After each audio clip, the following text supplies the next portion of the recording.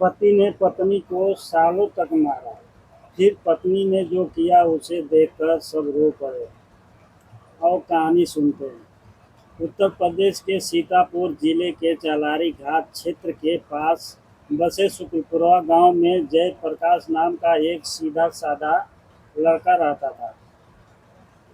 उसका परिवार बहुत गरीब था। घर की आर्थिक स्थिति इतनी कमजोर थी कि कई बार दो वक्त की रोटी जुटाना भी मुश्किल हो जाता था। जयप्रकाश बचपन से ही मेहनती और समझदार था। वह अपने माता पिता का दुख देखकर अक्सर सोचता था कि एक दिन वह सबकी जिंदगी बदल देगा। समय बीतता गया। जयप्रकाश जवान ने उसके पिता ने कहा, बेटा, गांव में रहकर गरीबी नहीं मिटेगी। बाहर जाओ, मेहनत करो और अपना भविष्य बनाओ। पिता की बात मानकर जयप्रकाश कमाने के लिए दूसरे शहर चला गया। वहाँ उसने दिन रात मेहनत की। कभी मजदूरी की, कभी छोटे छोटे काम किए। धीरे धीरे उसकी मेहनत रंग लाई और कमाई बढ़ने लगी। अब घर में पैसे की कमी नहीं थी। माता पिता खुश रहने लगे। जब घर की हालत सुधर गई तो परिवार वालों ने जयप्रकाश की शादी की बात सोची। कुछ समय बाद चहलारी घाट की रहने वाली फूलमती से उसकी रिश्ता तय हो गया। पूरे गांव में खुशी का माहौल था। शुक्लपुरवा से बारात निकली और धूमधाम से जयप्रकाश और फूलमती की शादी हुई। शादी के बाद फूलमती अपने ससुराल आई।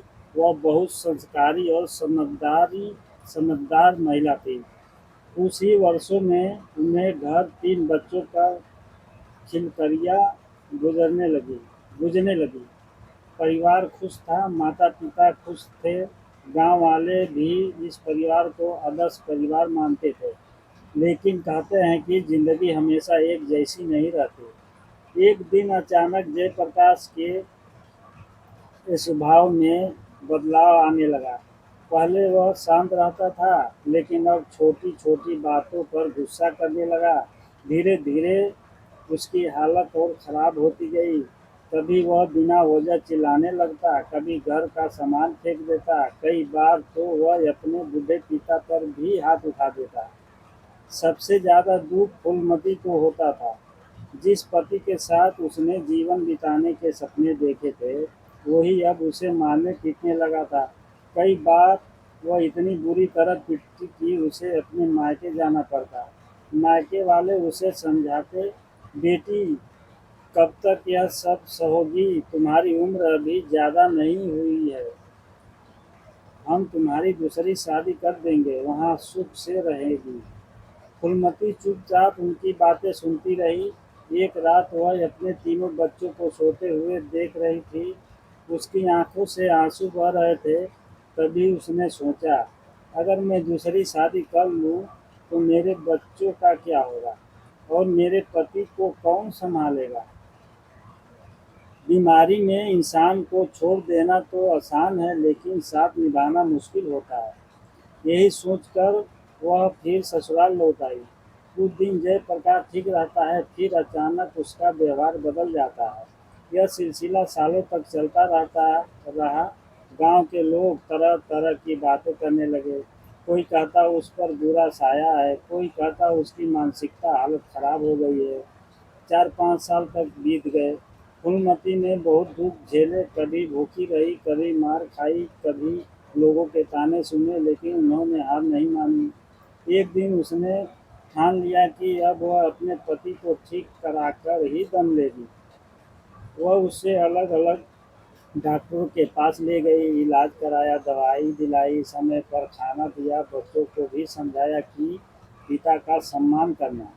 धीरे धीरे इलाज का असर दिखने लगा। जयप्रकाश पहले से शांत रहने लगा। उसका गुस्सा कम होने लगा। कई महीने की मेहनत के बाद उसकी मानसिक स्थिति काफ़ी सुधार आ गया।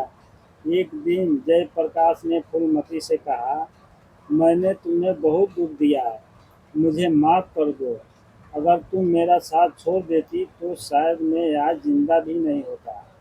यह सुनकर फूलमती की आंखों में आंसू आ गए। उसने कहा, पति पत्नी का रिश्ता सिर्फ खुशी में साथ रहने का नहीं होता, असली रिश्ता तो दुख दुख में निभाया जाता है।